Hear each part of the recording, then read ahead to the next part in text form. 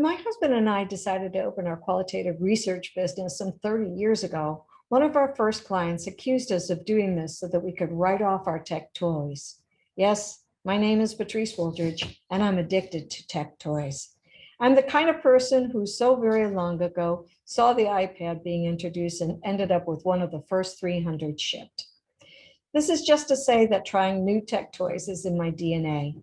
And since our business's elevator speech is that we help our clients see the world through the eyes of their consumers, right now, our consumers are seeing us through the eyes of a video screen.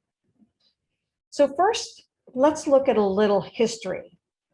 Late in the 1990s, it said that the first video focus groups were held, and WebEx has been around for about 25 years. Adobe Connect became the platform that was most used for qualitative market research. But then there became GoToMeeting, Skype, Google Hangouts, which is now Google Meets, Microsoft Teams, and Zoom, of course, has become a big player. It was introduced in 2013. But what's the one thing these apps have in common going back to the beginning? They all are basically using the same box layout of video participants in group discussions.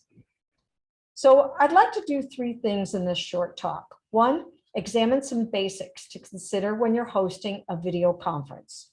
Two, look at how you might decide between what app is best for your purpose. And three, consider ways to break out of this box. So while we can go into a debate about how well each of these different apps basically work, they're all providing the same things. All provide a certain level of security. There's a consistent quality of audio and video. There's ease for the participants to download and use the apps. There's a variety of features like recording, screen sharing, etc. And each one gives you ability to participate in the interview. But what you should consider, no matter what app you're using, particularly if you're hosting and leading the meeting, is how fast and consistent your Wi-Fi is. Always check your device's speed. I use the speed test app before starting a meeting. And if you need to reboot the modem and perhaps your router, do that before you start. You might even have to go old school and hook up your router directly to your device with an Ethernet cord. And you've probably heard before, yes, it does help to close as many apps and windows on your device as possible before you start. But another thing you might not have considered is to always have a backup person, because in the worst case, if the internet of the person leading the discussion breaks down, you need to have someone there who can continue to lead the meeting. I've hosted more than 100 interviews and groups in the last year, and fortunately only had my internet go down 3 times. First time that it went down, I was in shock, and it was only down for 5 minutes, but that's 5 minutes of the 120 that I had with that group. After that time, I have kept a backup person in the room with me. They're in the back room, so there's no video or audio on, but just in case I get dropped, they're there to continue the discussion. And one more thing, I tried once to do research where I had to show video ads, and the research was being done the first week of December. What hadn't dawned on me was that this is the heaviest internet week of the year. My internet speed went from lightning quick to a dial-up speed, if you know what that is, in the late afternoon. And in fact, it was so bad I had to reschedule the interviews. So please keep in mind the time of day and how dependent you and your participants will be on a good internet connection. When it comes down to it, there are really 2 apps that have risen to the top for live online focus groups, and these are Zoom and Adobe Connect, because they're so easy to use and they offer many features. Yes, Adobe Connect has had some bad press due to using the Adobe Flash, which made it difficult for those in the Apple Macintosh world. But those issues now have been largely addressed, so the software is once again in play. And yes, Zoom has had some very bad press about security, but they continue to address this with their many updates. In fact, you should remind everyone who's coming into your meeting when using Zoom to check to make sure that their app is up to date. And for consumers, this means being clear how they update the app because they may not know how to do that. Here are a few differences you might want to consider. Zoom is cheaper to rent and use versus Adobe Connect. So if you're going to do it yourself on the cheap, you're not going to hire a vendor to help you with the technical stuff, then you probably want to use Zoom. Number two, many people have already downloaded and used Zoom, so the platform is much more familiar. But Adobe offers flexibility and how you as the host or moderator can set up what you want to show. And I'll give you a couple of examples of that in a moment. And finally, yet Zoom offers a variety of features that are easy for everyone to use, and you don't need tech support. So again, it brings up the question, are you doing this because you want to do it on the cheap and be everything, the tech person as well as the host and the leader, or whether you're going to hire a vendor that's going to help you with that? So let's look at how clients might watch interviews when using Zoom versus Adobe Connect.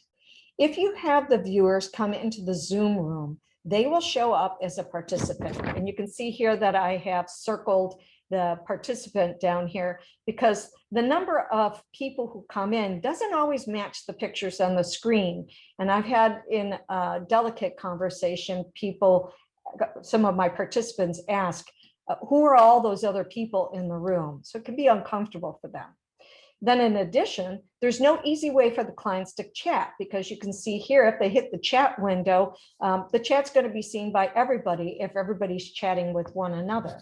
So you can then open a different app for the clients to chat in, say, Slack, or ask them to chat in their Microsoft Teams.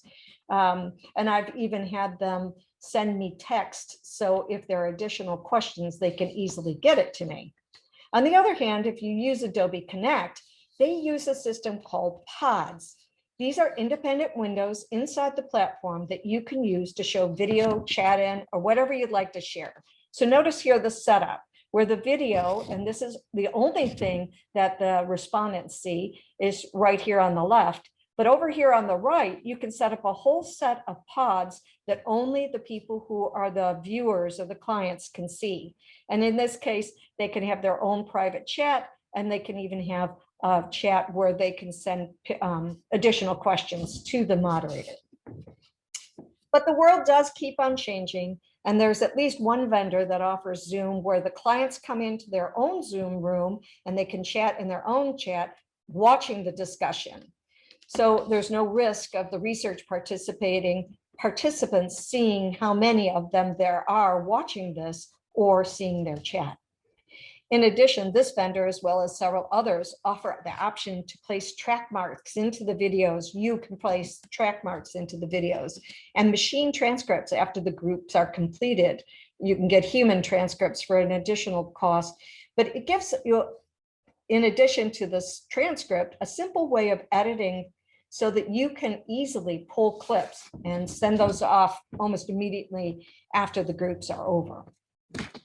So one of the other things that you might want to consider as you are thinking about how to set yourself up, particularly if you're the host or the person doing the interviews, it's really important to have a big screen display. And you can see I've got a picture here of my setup. I typically use a big screen, and I have my smaller screen so that I can, you'll see in a minute there, so that I can have other windows open even in Zoom. So I have a Zoom application here.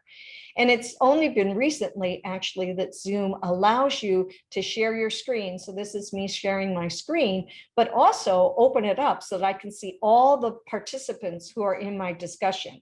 It used to be if I shared my screen in Zoom, I wouldn't be able to get the nonverbal reaction of the participants because there was no way to see everybody. But now Zoom has that.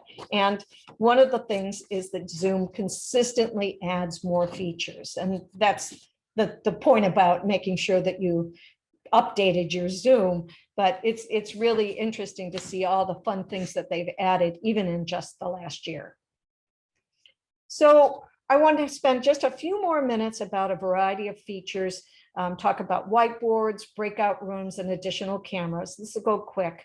In terms of what a whiteboard is, you know, way back easel boards. They were in the room, we were in the room, and you could write everything down. In Zoom, you can share your screen and open up a document so that you can capture whatever you type in there. In Adobe Connect, it can just be one more of those pods that you set up, and you can, again, use that pod to capture what you would capture in an easel, on an easel. If you want participants to share their thoughts individually, so way back in the day, we sat around the room, the people at the group had a pad and they could write down their thoughts so that you could direct them back to what they were thinking when they first were shown an ad or shown a product or whatever.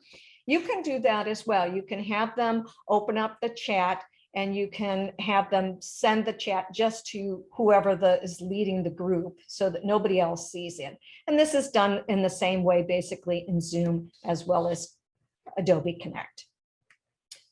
But then there's the question of why not mix up the conversation? I really enjoyed doing groups where you can break them up into smaller groups. But of course, then you have all these people talking and it becomes very concatenous.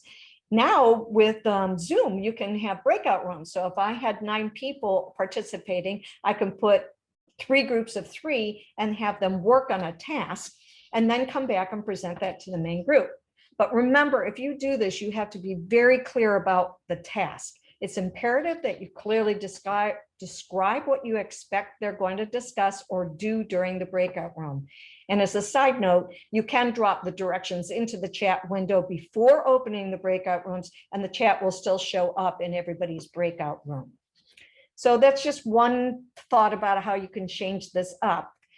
Another thing that you can do is using additional cameras. So way back in the day, we had apps like this overhead projector, and now there are whiteboards that project and phones that project. One of the apps that I like to use is called Overview, which shows only what your phone camera sees. So I'd like to give you just a little idea of what the Overview app looks like. So there are some really neat apps that you can use during your video discussions. This one's called the Overviewer app, and you can see that I've turned it on. And in Zoom, this is the Zoom window here. What the people in the conference would see is what you're seeing right here. And that's my camera display. So you can see that's everything that the camera is picking up. So let's say I needed to show the nutritionals of a particular product that we're talking about. I get here, and it's still a little hard to read, but if I turn on the flashlight, you can see that it makes it easy to turn the flashlight on, and then you can read it very easily. And the nice thing is that this app allows you to take horizontal, so landscape or portrait. And it's just one of the many things that you can do to break out of the box of how what we're showing during video discussions. Okay, so that's an example of one of the times that we can use an additional camera. Another way to use an additional camera is a setup I did to do a product sort. And in the product sort, you can see I wanted to show all of my people these different products and move it around so that they could compare them. And I didn't want to share the screen. I wanted them to see one another. And that's the reason why I used a setup that looks something like this. So you can see I had to climb up on the ladder to get my additional mobile phone up here. And then when you look down the ring light, which kept everything nicely lit, you can see the products that you have right here.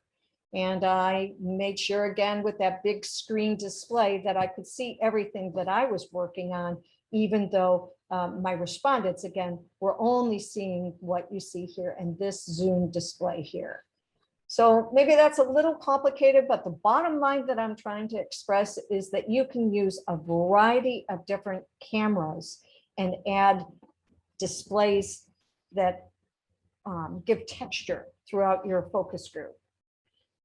I would like to say that there are many options coming up. In-person focus groups can be done where you can break out of the box and have people actually in the focus group room where there's the 360-degree camera.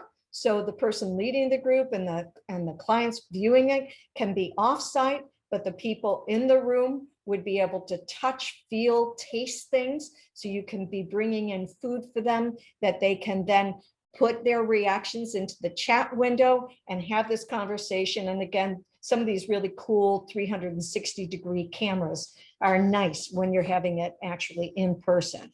But let's think even bigger. Why not go out into the world? Why not drones? Why not GoPros? Why not seeing people in the moment that where they are and having a conversation with them? There's really no limit to what we can do if we use some ingenuity. So we just need to break out of the box and enjoy the adventure. Thank you very much. And I look forward to your questions.